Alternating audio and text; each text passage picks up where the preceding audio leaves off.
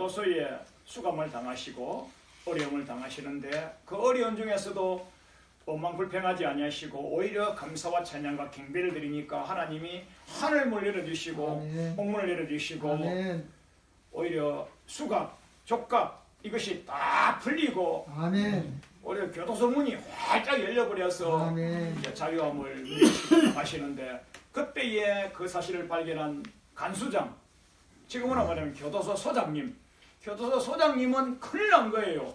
자기 모가지가 날아가요. 자기 모가지가.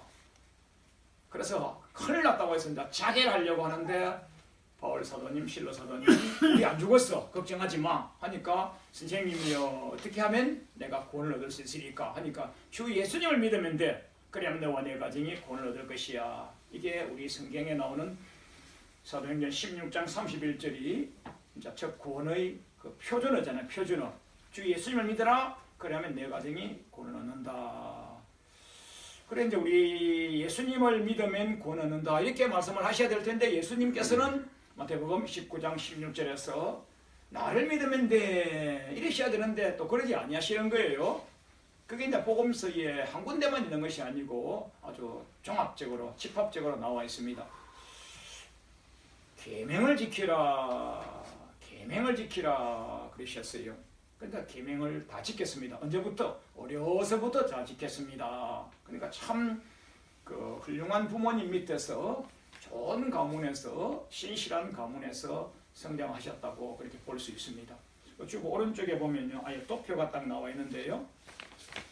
그 계명을 잘 지키니까 하나님이 복을 주셔서 어떤 사람은 청년이다, 어떤 사람은 재물이 많다, 어떤 사람은 율법사다, 어떤 사람은 관원이다, 어떤 사람은 큰 부자다.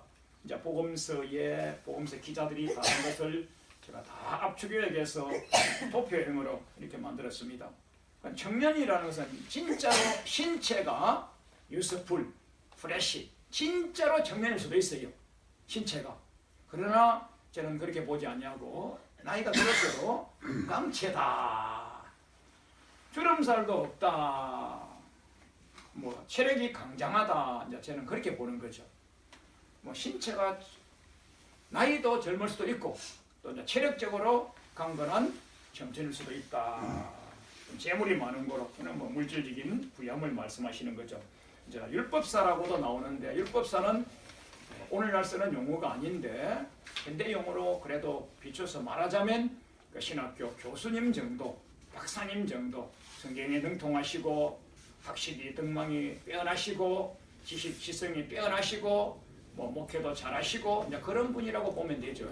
오늘날도 신학교 교수님이시면서 목회 잘하시는 분들도 그런 분이 있어요. 또 평균적으로 보면 이제 신학교 쩍쩍쩍 하시는 분은 목회는 잘 못하시는데 이제 목회도 잘하시고 총장님, 박사님, 학장님, 교수님, 목사님 이렇게 좀 보면 되겠죠.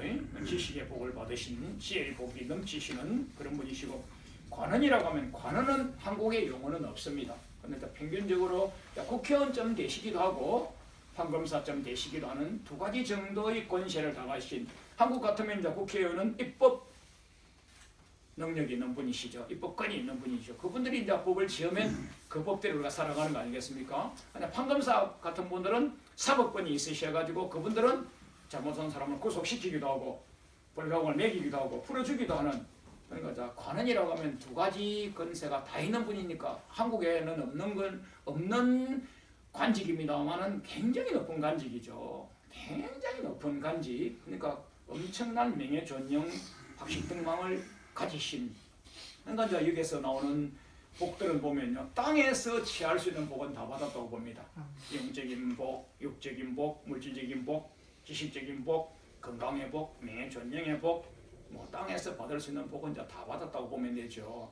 그런데 예수님께서는 하시는 말씀이 온전하고자 할진대 한 가지가 더 부족한 것이 있구나. 그러니까 어떻게 하면 영생을 얻을 수 있을까? 생명에 들어가려면 온전하고자 할진대 글자는 다르지만은요, 내용은 같다고 저는 봅니다. 영생에 들어가려면, 생명에 들어가려면 온전하고자 하거나 온전해야 그 자리에 들어간다. 그런데 너 부자지? 예, 부자입니다. 그 부유한 물자와 자원을 팔아서 가난한 자들에게 주고 오너라 이렇게 하니까 그만 그 부분에서는 걸림이 되는 거예요. 걸림이. 여러분과 제가 땅에서 복을 많이 받지만은 이 복은 사람이 살아가는 동안에 잠시 편리성과 행통함을 누리는 것이지 저 영생 나라와 연관되는 사람도 있고 연관되지 아니한 사람도 있습니다. 거의 성경에 보면요 연관이 안 된다고 보면 맞습니다. 그 예수님께서 그 부자, 윤택한 자, 행통한 자, 갖춘 자, 능한 자가 물자와 자원을 쓸 줄을 모르니까 예수님이 딱 한마디 하십니다. 부자는 천국에 들어가기가 딱 들어가지 못한다는 말을 낙타는 바늘 구멍에 들어갈 수 없지 않습니까? 낙타보다 작은 뭐 우리 양이나 소나 비둘기 하다못해 바퀴벌레라도 바늘 구멍으로 못 들어가는 거죠. 그것은 사실은 절대로 못 들어간다 그런 뜻이죠. 땅의 복을 우리가 많이 취하셔야 되지만은 땅의 복은 목적이 있는 거예요. 주님과 밑복음을 위하여 쓰면 그것은 복이고 주님과 밑복음을 위하여 쓰지 아니하면 되려 화와 저주길이 된다. 이렇게 말하면 일반 불신자나 일반 초신자에게는 굉장히 어불성설 같지만은 이제 우리는 다 목회자고 고신자고 고급 우리 학식 등망을 갖추신 분이기 때문에 우리는 어떻게 믿어야 되느냐? 심판론적으로 종말론적으로 또 연세가 높기 때문에 내일 모레 개인의 종말이 다가오는 종말론적으로 또 우리의 학식 등망이 높기 때문에 낮은 은혜론 가지고는 안 되는 거예요. 심판론적으로.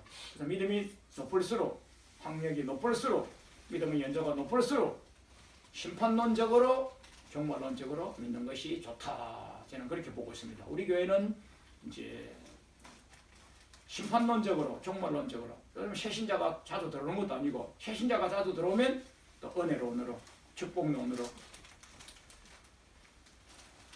그래 지금 우리 예수님이 너희들은 부자이고 갖춘 자이고 학식등망 명예전형이 높은 자인데 그 일을 못하니까 예수님께서 딱 한마디 하시는 거예요. 부자는 못 들어간다. 그러면 그 뒤에 베드로 사도님과 여러 제자들이